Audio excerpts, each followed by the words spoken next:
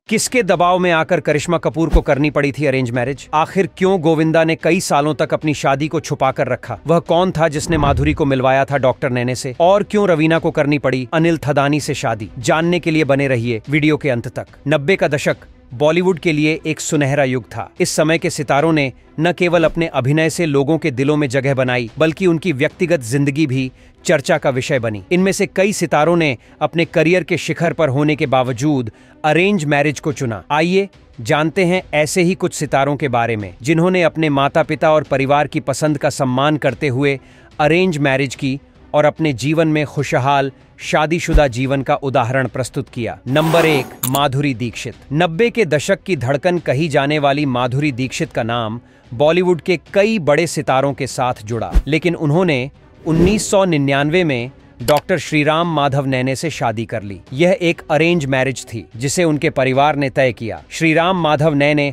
America में एक प्रसिद्ध कार्डियक सर्जन थे और फिल्मी दुनिया से कोसों दूर थे। इस शादी के बाद माधुरी अमेरिका शिफ्ट हो गईं, लेकिन उनका स्टारडम और उनकी निजी जिंदगी का संतुलन एक प्रेरणा बना। नंबर 2, रवीना टंडन। अपनी खूबसूरती और अभिनय से सबको दीवाना बनाने वाली रवीना टंडन ने 2004 में अनिल थड़ानी से शादी की। अनिल फिल्म डिस्ट्रीब्यूटर हैं और रवीना से उनकी शादी परिवार की सहमति से हुई। इस अरेंज मैरिज में दोनों परिवारों की भागीदारी ने इसे एक भव्य आयोजन बना दिया। रवीना और अनिल का रिश्ता अब भी प्यार और समझदारी का उदाहरण है। नंबर 3, गोविंदा। 90 के दशक के सबसे चहेते अभिनेता गोविंदा का शादीशुदा जीवन भी अरेंज मैरिज का हिस्सा है। उन्होंने 1987 में सुनीता आहूजा से शादी की। हालांकि इस शादी को शुरुआती कुछ वर्षों तक गुप्त रखा गया, लेकिन गोविंदा ने अपने पारिवारिक मूल्यों का सम्मान करते हुए अरेंज मैरिज को अपनाया। उनका विवाह उनके परिवार की सहमति से हुआ था और आज वे एक सुखी परिवार के पिता हैं। नंबर 4, करिश्मा कपूर। 90 के दशक में लोगों के दिलों की धड़कन हुआ करती थी करिश्मा कपूर, जिन्होंने अपने परिवार की मर्जी से अरेंज मैरिज की थी। करिश्मा ने बिजनेसमैन संजय कपूर से शादी की थी। इस शादी को दोनों के परिवारों द्वारा तय किया गया था, जिसमें करिश्मा कपूर की मां